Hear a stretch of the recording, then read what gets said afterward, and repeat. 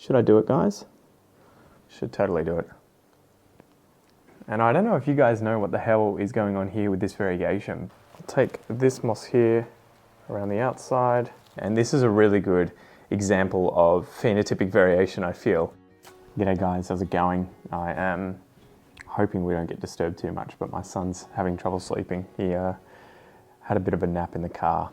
I'm a bad dad. I was going to pick up my wife and he had a big nap. Anyway, today I thought I would give you a tour of my Florida Beauties, and we might also talk about air layering them. So I'll show you the first one that I have, and I'm not sure if this is a white Florida Beauty or a yellow one. There are definitely leaves on it that have this kind of like bright white cream variegation. And originally when I got it, I thought that, oh, okay, I got a different one. You know, I got one that's white, and I've got some others here that I'll show you that were definitely yellow. And it was the same on this side too, if you can see. So these leaves, I'm not sure if the light's doing it justice, but these leaves are pretty white. This one suffered a little bit, but it was pretty white.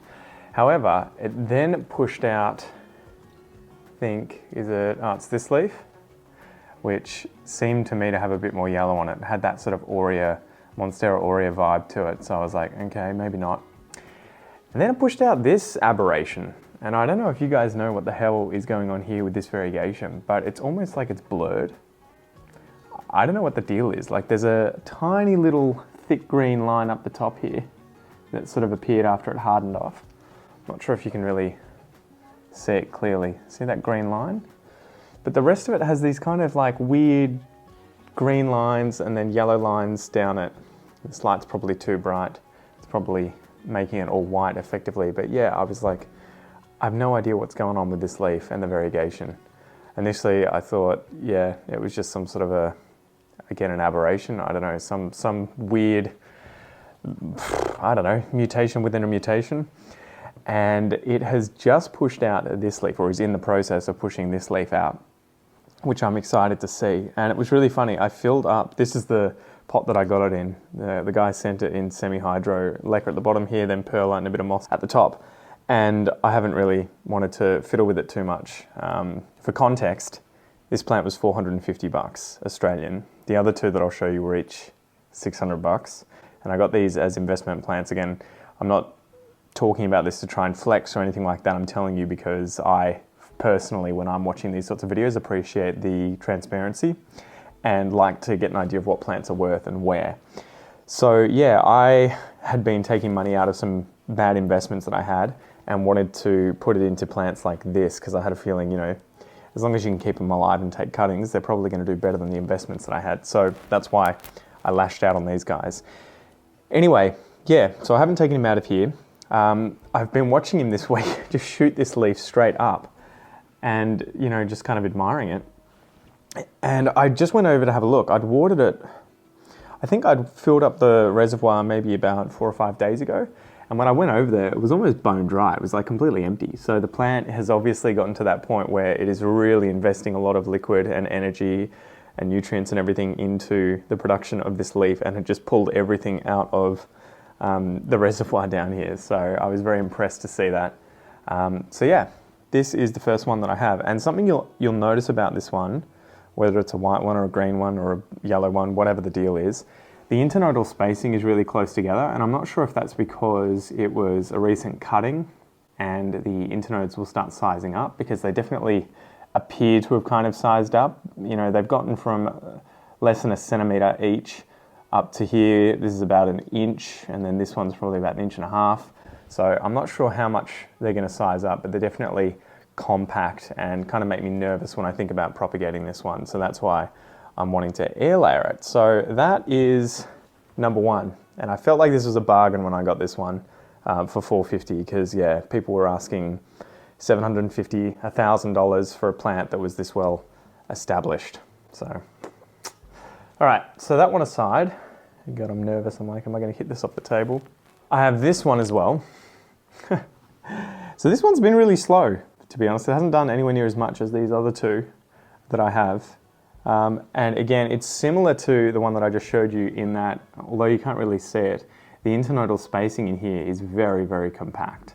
So I put some moss in here the other day just to sort of keep the the moisture in. The other thing I've noticed with this one is that the roots haven't really established anywhere near as much as some of the others. So I don't know if they just have finer roots. Maybe I just can't see them in here because there's quite a bit of algae. You get that with these see-through pots. But yeah, this was the other one that I got. And interestingly, I bought this one with the one that I'm about to show you. And I assumed that they were cuttings from the same plant, but this is what's probably going to blow your mind a little bit. So I don't know if you guys know much about genetics. Some of you probably do. But when I was studying genetics, I learned about genotypic variation. So that is variation in the genetics of an organism, right? So like, I don't know, I will have different genes in me compared to, say, my parents. And although I will have genes from both of those parents, there will be, a unique set within me that's happened through recombination. I'll have genotypic variation, I'll have my own genotype. So my own genetics. Editor Pete here. That was kind of a really dumb example that was going to be more confusing than it needed to be, but effectively genotypic variation, an example might be eye color in people. So my wife has brown eyes, I have blue eyes. There is variation in our genotypes, different genes that code for the eyes, and that is a form of genotypic variation, if that makes sense. So there's differences in the genes. Whereas you'll also get phenotypic variation. So that is where you actually have the expression of the genetics overtly, right? So like morphologically, as the plant would show you in the way that it appears, there's variation. And this is a really good example of phenotypic variation, I feel, in terms of the internodal spacing. So I don't know what the genotypic variation would be like, but phenotypically, this one has incredibly long internodes that are probably about 10 centimeters or so long here, 3 or 4 inches. This one has internodes that are about a centimeter, if that, not even. So I just find it mind-blowing. But yeah, it always sort of gets to me and blows my mind when people are trying to really dig into the different types of, say, Monstera albos, and this is your large form because the internodes are really short. This is the Borsigiana albo form because the internodes are longer. I don't know how accurate it is to assume that they are different species or, say, different subspecies or forms just because of the slightly different morphology that you might see, that phenotypic variation. Anyway, I thought I would sort of share my 2 cents. It's been a while since I've brushed up on these things, but a genotypic variation is where you're going to have variation in the genes that you may not see on the outside, right? Like if you caught 2 rats, they're going to look exactly the same, but you're going to know there's genotypic variation. They're not going to be clones of one another. But because these plants may have been taken from the same plant as cuttings, but they're expressing themselves differently in terms of morphology, the way that they appear physically, they have different phenotypes. And the interesting thing is, I reckon, again, I haven't brushed off on this recently, so if you guys know more about this, feel free to sort of tell me off in the comments. But from what I understand, when I was at university, there was a lot of talk at the time about epigenetics, and this is sort of the way in which genes express themselves in an individual based on the environment from memory. So the environment can cause your genes to be expressed in different ways, right? Like if I get exposure to the sun for a certain amount of time, certain genes are going to turn on and off in order to put more melanin in my skin and give me a tan, right? But if I had an identical twin who never saw the sun, he would look different from me despite having effectively the same genotype. But because of epigenetics, the way in which the genes are being expressed as a result of the environment, we end up with phenotypic variation. So one of us looks different from the other one, even if we are identical genetically. And so I'm wondering, again, I'm sort of ranting here, but I'm wondering if that's what's happening with these sorts of plants, where perhaps this one, was taken as a cutting and didn't receive anywhere near enough light, and it turned on certain genes in order to get really large internodal spacing. Perhaps this cutting was taken and it was shoved right under light, and so certain genes were turned on or off in order to make the internodes very short, because it was like, I'm getting enough light. That's plenty. That's plenty. So yeah, anyway, I don't know. Something interesting to chat about. I thought I would sort of open that up and just show you this, because yeah, I got these from the same person. I assume they were cuttings from the same plant. Maybe they weren't, but they look very similar. except for the fact that they have these huge internodes on one plant and very short ones on the other. So yeah, anyway, I'm ranting. This one is, I'm just gonna let do its thing for a while. This one I've been thinking about putting on a moss pole because it is getting so tall. And again, it's pushing out a leaf as well. And this is the last one that came out, absolutely stunning. And it is funny how they kind of, at times, have similar looking leaves. So like there's these kind of like marbled ones that feel reminiscent in the way that they appear. And then you get these kind of like chunky sectoral chunks on some leaves that sort of remind me of, yeah, some of the albos and the Thai constellations, you know, those really chunky, creamy variegation. And yeah, but then, I don't know, they're just really cool. They're really cool plants, guys. I'm so pumped to have these in the collection. I'm just unsure about when I'm gonna chop them up. So anyway, I think I'm gonna chuck this guy on a pole. Let me know if you guys have any tips and tricks for what to do with putting them on a pole, air layering them. Should you air layer them, propagate them, and then chuck them on a moss pole? I'm wondering if I should do that first, if I should put this whole thing on a moss pole, or if I should take cuttings from it once I've air layered it and then put it on a moss pole. Maybe I give it a stake, or a bigger stake at least, and air layer it on that. So many options, so many options. So yeah, I probably could do that in this video, to be honest, guys. I can probably get a bigger bamboo stake and we could air layer this guy. What do you reckon? I reckon we do that. Yeah, let's do that. And I'll also air layer this one. All I wanted to do for air layering of this one, because the internodes were so short, although it is kind of like just going out everywhere, it's crazy, was just to use some moss here and shove it around the base. So I might do that with you guys now. So I've got my moss that I've used previously. Kind of want to get it in here without damaging the leaves. Another thing that I've seen that's really interesting is the extrafloral nectaries, is that what they're called? Where the nectar appears on the stems. I'm not sure if you can see these little droplets underneath here, probably near my thumb there you can see them. So apparently they are in order, the plant releasing sort of sweet sugar in the form of, I guess, sort of sap that it can secrete in order to attract ants to fend off pests that it might have. And it's funny, I keep hearing people all the time telling YouTube, you know, in their videos that they're paranoid that their plants got pests because it's letting these, there's some more here that I can see on the outside of the sheath.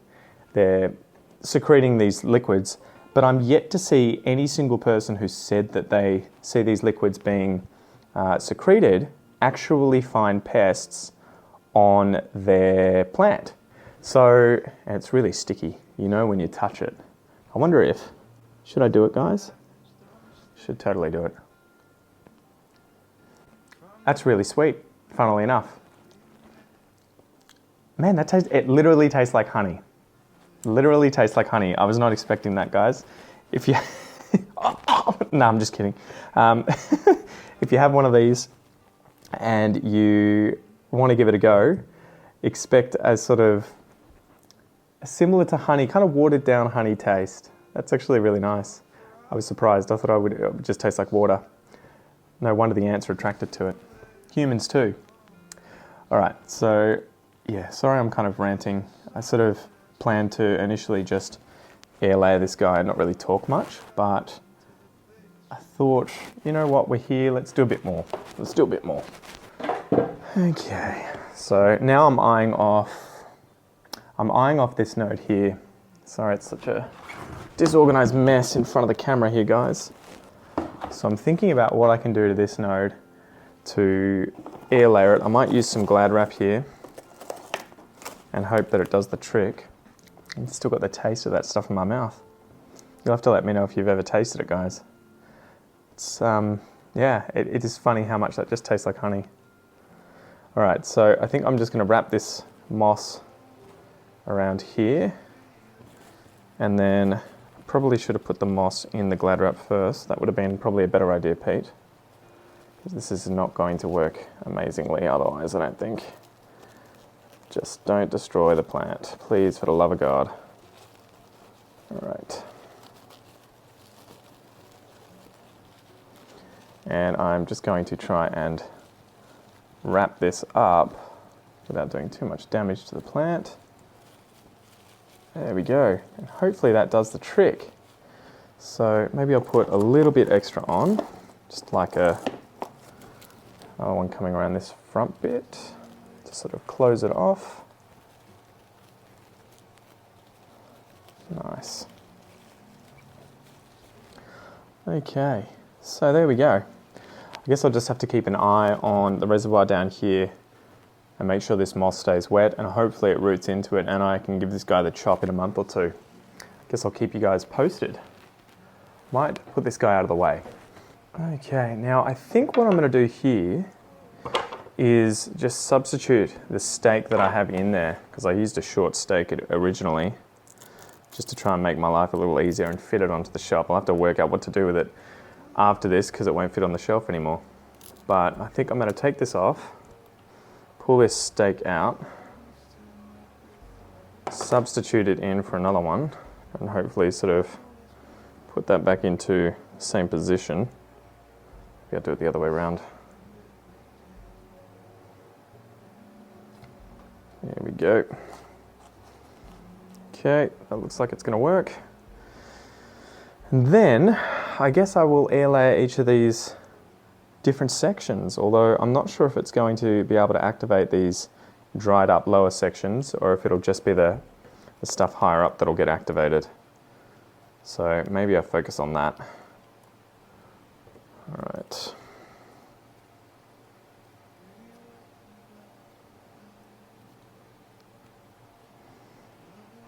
Alright, so I'm going to do that. Should I use Glad Wrap?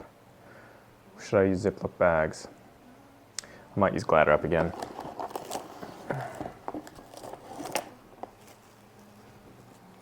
Okay. So I'm going to take some moss here, and I could probably just Glad Wrap around the stake as well for added sort of support. So I'll put the Glad Wrap into the moss into the Glad Wrap. And I am going to start with this node here. So firstly I might put some moss between the node and the stake. There we go. Then I might come around the front here, pull these leaves out of the way, push the moss up against it gently, and wrap the Glad Wrap around the back.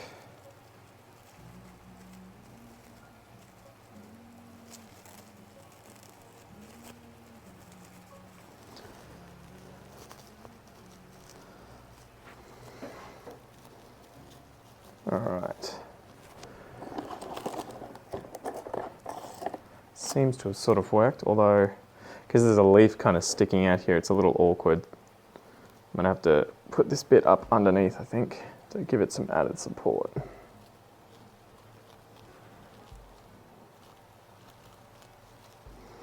All right, there we go.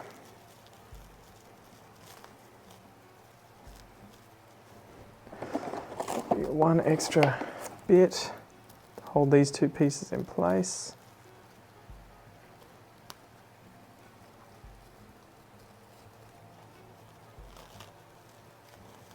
There we go. All right, air layer number one, and then I have these 2 points up here that I might try and do as well.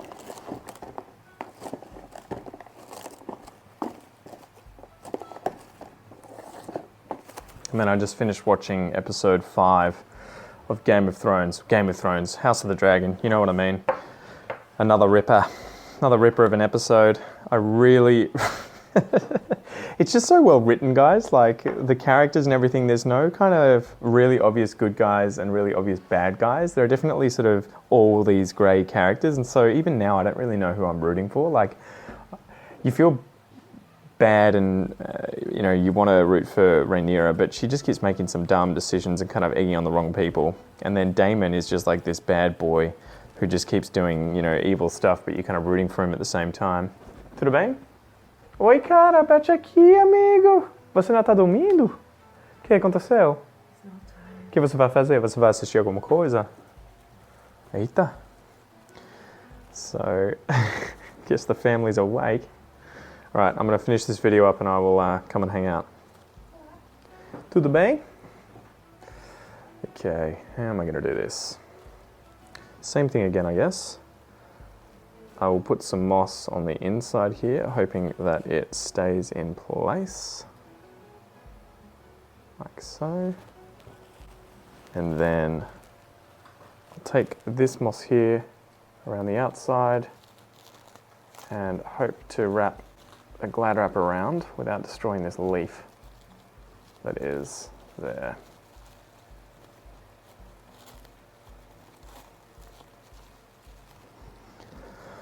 Okay, that seems to have done the trick. Might just do the same thing again, reinforce it a little bit.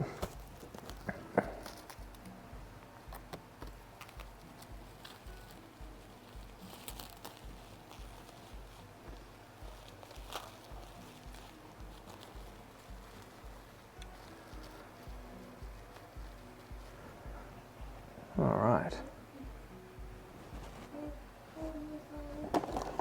And then the last one at the top.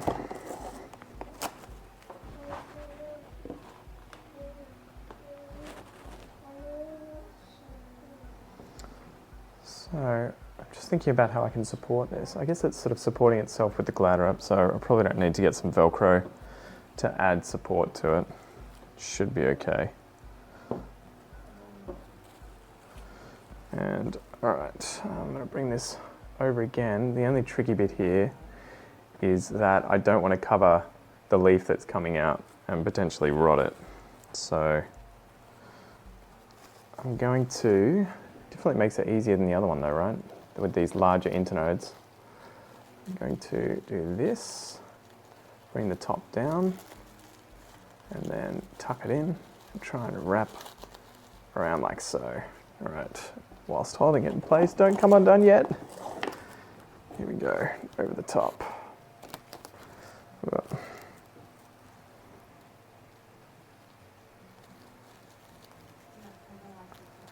Hold it in place. There we go. Okay, so I guess that's all she wrote, guys. The basic idea is to just put moss around those nodes where there are aerial roots and use some kind of plastic cup, Ziploc bag, cling wrap, whatever it is, so that you can put moss in there or some other sort of substrate and just keep it moist. Ideally, all you really want to do is make sure that there is moist substrate near those aerial roots and that you've got something that's holding it in place. If it stays moist, that's what you want, right? You just don't want it drying out because the roots will dry out as they're trying to grow. So I'm going to keep checking on this regularly and just making sure that that moss is wet. The good thing with the cling wrap, you can kind of just touch it and you can get an idea of whether or not it's moist. And you can also see condensation on the inside there usually as well. So that's a good sign if you're worried about it. But I found too, quite often, I'll just use one of my spray bottles and kind of spray in the little gaps that I've created at the top here or the bottom to get a little bit of moisture in there. But when I take the glad wrap off later, I usually find that it's still really moist. It's usually not dry, so I've done a good job. Anyway, that's probably enough for this episode, guys. I hope you've enjoyed it. YouTube reckons you're going to enjoy this video next. I'll see you there. Tooroo.